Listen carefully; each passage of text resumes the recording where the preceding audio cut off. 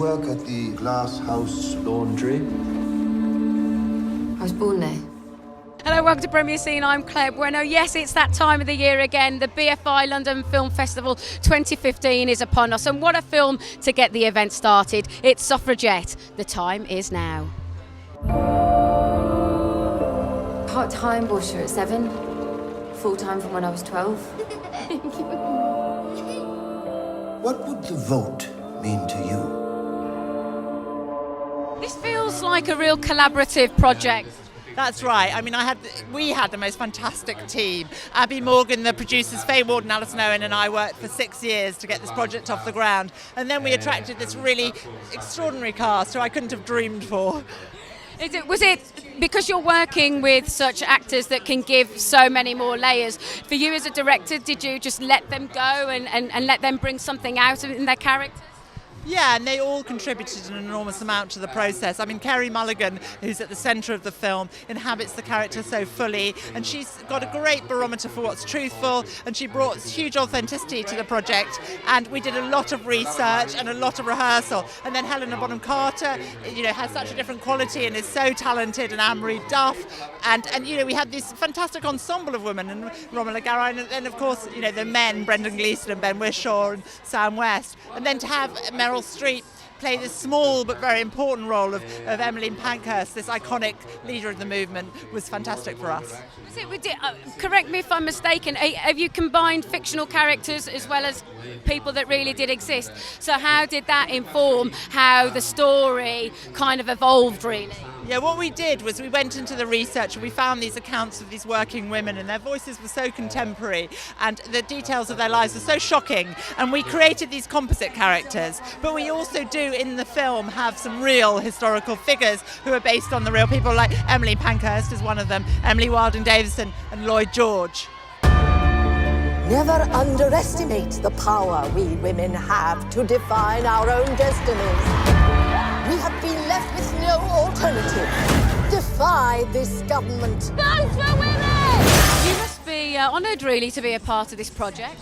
Yes, because it's the only movie I know about this woman's struggle that took part of the women's league, but early on, at the very beginning of the 20th century. And Sarah made a wonderful, delicate, smart film with never any concession or compromise.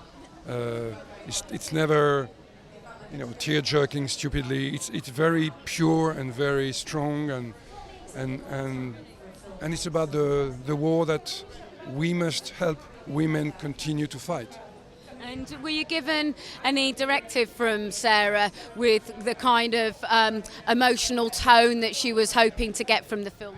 It's a real exchange, with directors. We try to, I suggest, they suggest, we try to combine our ideas to do something. And it was very important that that we feel how desperate Carrie's character is when she loses her son, the desperation, the disaster that it creates in her life, but how the struggle for women keeps her alive and keeps her together.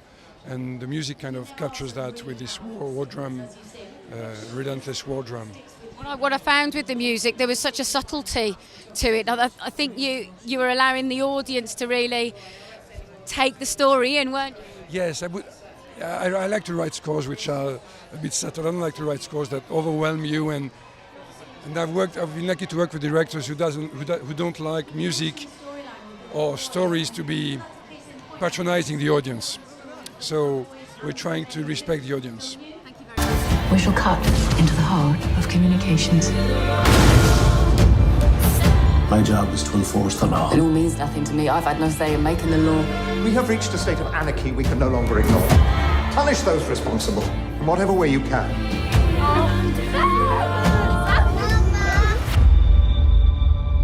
We will stop you. What are you going to do? Lock us all up? We're in every home. We're half the human race. You can't stop us all. This must be such a passion project that you're incredibly proud of, both of you. Yeah, we're incredibly proud of it. We're proud of all the fantastic women that were part of it, on screen and off screen. We're very proud. Couldn't be prouder. I mean, it's a subject that's so close to our hearts, to actually see it through, not only to be made into a movie, but to have made such a fabulous movie as I think Sarah has, as we all have. We're very proud.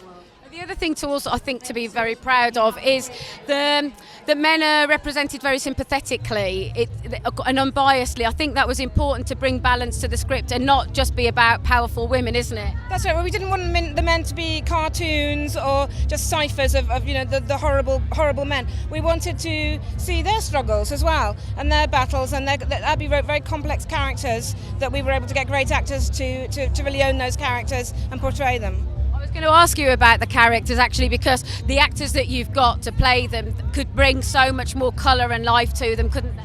Yeah, I mean, we're blessed with them. I mean, we literally have the best British actors and Meryl Streep for our cast. You know, even someone like Romola Gari, who comes along and plays a relatively small role for us, but an important role, and she's fantastic and very generous doing that. Is this the story of empowerment?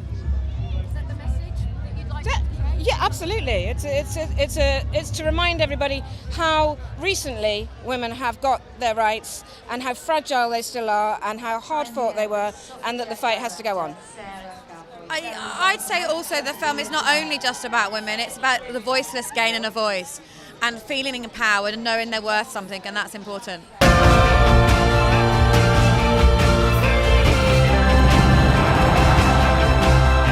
We do not want to be lawbreakers. We want to be lawmakers.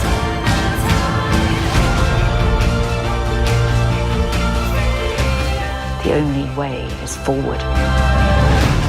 I'm worth no more, no less than you. We will win.